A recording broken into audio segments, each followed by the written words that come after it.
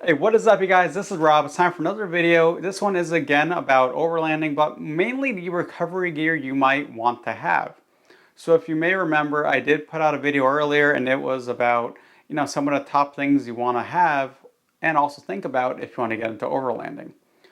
So now, I wanted to dive into one of those things I talked about, which was the recovery gear, because I did ask some of my overlanding friends, what are some of those recovery gear must-haves? And honestly, this is what they had to say, and it was pretty good. Let's go ahead and let's dive into them. First piece of recovery gear, I think this is what kind of comes to everyone's mind when you first talk about this kind of stuff, and that is toe straps, you guys, okay, right? Because you're probably going to get your vehicle stuck in something. It might be stuck in a ditch, might be stuck in mud, it's going to be stuck somewhere, and toe straps are how you get pulled out of a messy situation. Now, there are, a few things you want to consider. Don't just use plain rope. It is recommended to use actual toe straps that were built for this kind of thing.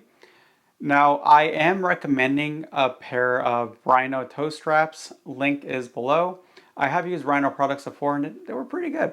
So I definitely would recommend it, and they are priced pretty well. So check those ones out, guys. Remember, if you're gonna have only one thing, make it be some quality toe straps. Next item, guys, on this one, it ties into the toe straps pretty well, and that is have a proper D-shackles setup already there.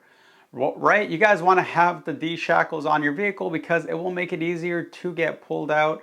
Yes, most vehicles have some stock points where you can essentially attach those toe straps also, but the whole strength with the D-shackles is they're usually bigger. Usually they're expected to be a bit stronger, at least depending on the brand. And I'm not gonna lie, for some people, they also do look kind of cool to see them, hanging underneath the vehicle like that. So go ahead and look into some nice ones. Again, I did put some pretty good ones down below. And in my opinion, looking at the reviews and the price, they do seem like a pretty solid buy. So, make sure to check those ones out. So remember, guys, these shackles, you know, you want to get pulled out, so have a good solid way to get pulled out of whatever situation you got yourself stuck in.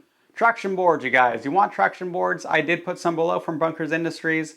They do seem to be pretty good products. Now, why do you want traction boards? Well, let's say you're stuck in the mud, but it's not that bad. You don't need to be pulled out. So you stick these boards underneath the tires that are spinning, and the whole idea is that these boards will essentially, we'll just say they get stuck in the mud also, but being that the top is nice and grippy, it gives the tire something to grab onto. Remember, what gets you stuck more often than not is a loss of traction. So you give your tires some traction, they can usually pull themselves out of a bad situation on their own. So I do recommend having some nice traction boards. And honestly, if you're looking for a bit of a, off-road swag, I think everybody thinks they look pretty cool when you have them attached to the side of your vehicle. That's something I've seen, especially when you go to local meets. If you couldn't tell, the name of the game is that you will probably get your vehicle stuck in some way. So something you will also want is a quality shovel. Now, I was always a big fan of foldable shovels. I do have the Rhino foldable shovel. I do have link below. It's pretty cool. It's nice. It's small. It fits actually right underneath the rear seats of my Tacoma. And it's just great to have in case you do need to dig your tires out or dig out anything else. If you're doing overlanding, you might need to actually use it just for some, dig a nice little pit for a campfire or something like that. You will always need a shovel, and it's just good to have a nice quality one on hand. And like I said, I like foldable ones because they take up less space. Let's face it, part of the challenge of off-roading and overlanding is that you're also working with the space you have to carry the equipment that you will probably need. So again, guys, look into a quality shovel. It will help dig you out of a bad situation. So this is a neat one, guys. A snatch block.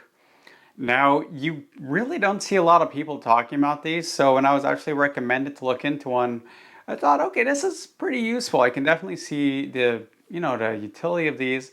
So essentially what the snatch block does is it allows you to essentially use your toe strap, maybe it's with a winch or whatever, but at an angle, like for example, around a tree, versus just tying the winch around a tree. You'll have the snatch block as sort of being the item that's against the tree that the strap is running through.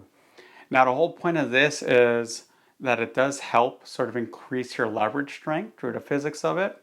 And honestly, some people like them because they actually think they save the trees a little bit because essentially, they're not having a strap there digging into the tree. You could use them for that also if that's also really important to you. But I mean, they're relatively inexpensive, and I figure you might as well look into one if you're gonna have the toe straps. And again, you never know if you might need it. So, guys, Snatch Block, go ahead and look into it. Definitely a pretty cool piece of kit. An air compressor for your tires. Now, why do you need one? Well, of course, it's to put air in your tires. So here's the thing. Sometimes when you want to do overlanding off-roading, you will want to air out your tires because it will aid in the traction of your tires. So what's going to happen though if you need to refill them?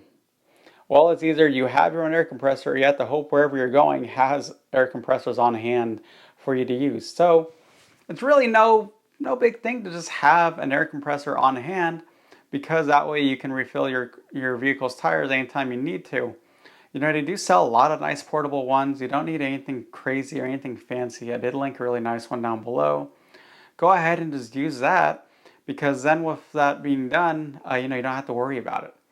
You can air up and air down your tires as you want. No worries. And honestly, it's really nice just to have around the garage at home as well. Because again, tires eating air is pretty much one of the most common things of owning a vehicle. It goes right next to getting oil changed regularly. You're going to need to put air in your tires. Might as well have a tool for that on hand. Toe strap damper, you guys. Toe strap damper. What does that do? Well, essentially, think of it like a weighted blanket. And you can actually add some weights to it if you want. And you put this over the toe strap when you're using it, just in case a toe strap, ends up snapping. The essentially weighted blanket, it does help transfer the kinetic energy downwards. Because if you look it up, there are some crazy horror stories of toe straps snapping and a strap essentially going back to whoever was pulling it. And that is just a horror story. I know that lives have been lost by this, unfortunately. So do look up, a nice toe strap damper blanket. Again, relatively inexpensive, and it's just nice for the peace of mind. Remember, guys, the whole point of it is so that if the strap breaks, it's to help prevent the strap from flinging back to you. And with the weight of the blanket, it's essentially going to help redirect that weight downwards and the kinetic force of the strap breaking downwards to help save you.